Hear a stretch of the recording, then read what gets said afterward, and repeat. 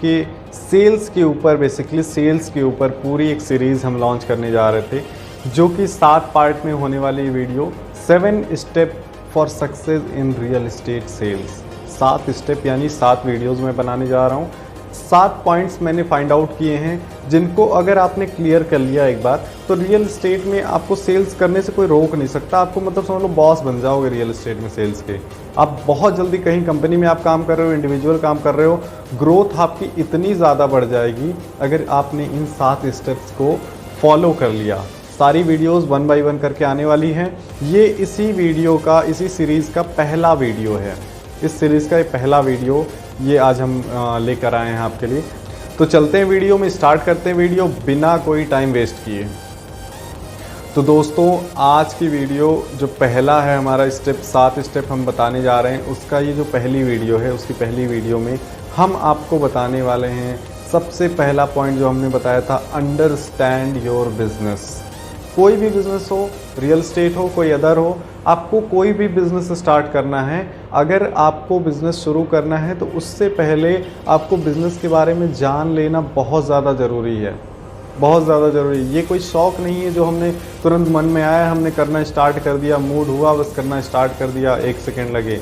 हमें proper research करनी पड़ती है, हमें प्रॉपर उस चीज़ के बारे में जानना पड़ता है। तो क्या कुछ है जो रियल एस्टेट बिज़नेस को स्टार्ट करने से पहले आपको जान लेना चाहिए, या फिर अगर आप कर भी रहे हैं कहीं तो भी कई चीज़ें मिस हैं जो कि आपको अभी से भी आप एनालिसिस कर सकते हैं। जो कमियां हैं वो ये बेसिक लेवल है। बेसिक मैं इसलिए बताना चाहता हूँ कि आप जब तक ABCD नहीं सीखोगे तब तक आप इंग्लिश बोलना नहीं सीख सकते हो। तो हम आगे वाली इस सीढ़ियों पे बढ़ें, इससे पहले ये पहला बहुत ज़रूरी बेसिक क्लियर करते हैं। तो सबसे पहली चीज़ जो इसमें आती है, अगर आप रियल एस्टेट बिज़नेस स्टार्ट करना चाहते हैं, चाहे जहाँ भी आप हों, जहाँ भी आप स्टार्ट करना चाहते हैं, सबसे पहले जिस लोकेशन पे आप काम करना चाहते हैं उस लोकेशन को एनालिसिस करिए, उस लोकेशन का ग्रोथ देखिए। एक मैं एग्जांपल देता हूँ, जैसे हम लखनऊ में स्टार्ट कर रहे हैं इस टाइम रियल एस्टेट का बिज़नेस। तो लखनऊ में अभी करंट की पॉपुलेशन जो है 42 से 45 लाख के बीच में है, जो करेंटली लखनऊ की अभी पॉपुलेशन है। एक गवर्नमेंट के सर्वे के अनुसार लखनऊ की पॉपुलेशन अगले 10 सालों में, यानी कि 2030 तक, ये बढ़कर 85 लाख प्लस होने जा रही है। यानी कि लगभग 40 से 45 लाख लोग जो लखनऊ और नियरेस्ट सिटीज़ में रहते हैं, वो यहाँ की फैसिलिटीज़ को देखते हुए यहाँ पे मूव कर रहे हैं। ज़्यादातर लोग यहाँ पे मूव कर रहे हैं। तो ऐसे में यहाँ पे रियल एस्टेट का क्या ग्रोथ है वो हम समझ सकते हैं कि यहाँ पे बहुत ही ज़्यादा अगले 9-10 सालों तक बूम होने वाला है रियल एस्टेट का, या फिर उसके भी आगे होने वाला है। तो ऐसे में ये एक जगह निकल के आती है जहाँ हम रियल एस्टेट बिज़नेस को नई ऊंचाइयों पे ले जा सकते हैं। तो मैं नहीं कहता कि रियल एस्टेट बिज़नेस कहीं कम है कहीं ज़्यादा। हर जगह शहर के हिसाब से, कोई छोटा शहर है कोई बड़ा शहर है, तो उस अकॉर्डिंग हर जगह चल रहा है। लेकिन आप जिस भी जगह पे लोकेशन पे काम करना स्टार्ट कर सकते हैं, करने वाले हैं, आप वहाँ पे इस चीज़ को एनालिसिस करें कि वहाँ पे ग्रोथ क्या है। ठीक है, क्योंकि मेहनत आपको करनी ही करनी है, तो क्यों ना उस मेहनत के बदले हमें ज़्यादा से ज़्यादा रिजल्ट आए। ऐसे में आप जिस लोकेशन पे काम कर रहे हैं वो भी आप एक बार एनालिसिस कर लें। अगर आपको लगता है कि हाँ, अगर मैं इस बगल के इस शहर में या यहाँ पे अगर मैं इसको स्टार्ट करूँ तो ये ज़्यादा बढ़िया हो सकता है, ज़्यादा बड़ा या मैं कर सकता हूँ, तो आपको बिल्कुल वहाँ पे मूव करना चाहिए और उस लोकेशन पे स्टार्ट करना चाहिए। ठीक है, देन दूसरा टॉपिक आता है, दूसरा जो पॉइंट है हमारा इस देन दोस्तों जो दूसरा टॉपिक हमारा आता है वो ये है कि जिस भी कंपनी के साथ या जिस भी बिल्डर के साथ आप स्टार्ट करने जा रहे हैं उसके बारे में पूरा टेक्निकल, पूरा लीगल, आप पूरा स्पेसिफिकेशन आप देख लो, उसकी सारा कुछ आप एनालिसिस करो, देन आगे बढ़ो।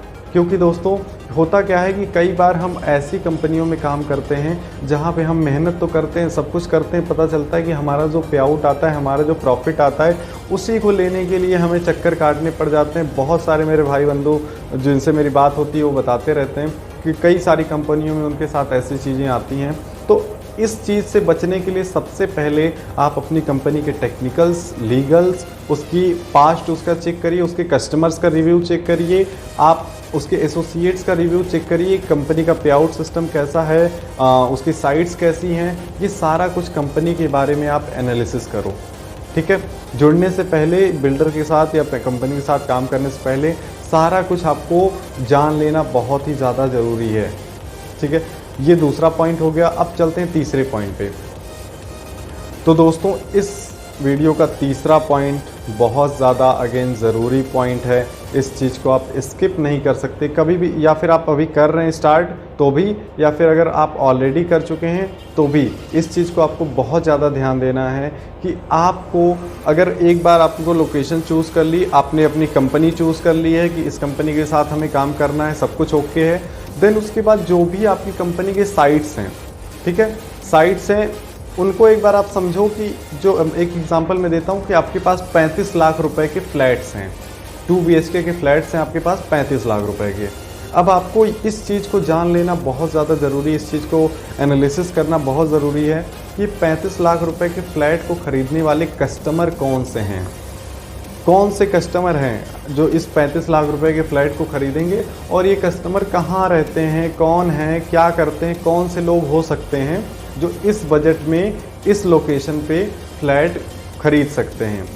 कहने का मतलब ये है, जो तीसरा पॉइंट है हमारा, कि know about your audience, understand your audience. आपकी ऑडियंस कौन है इसको आप एक बार समझ लो, क्लियरली समझ लो कि ख़रीदार कौन है।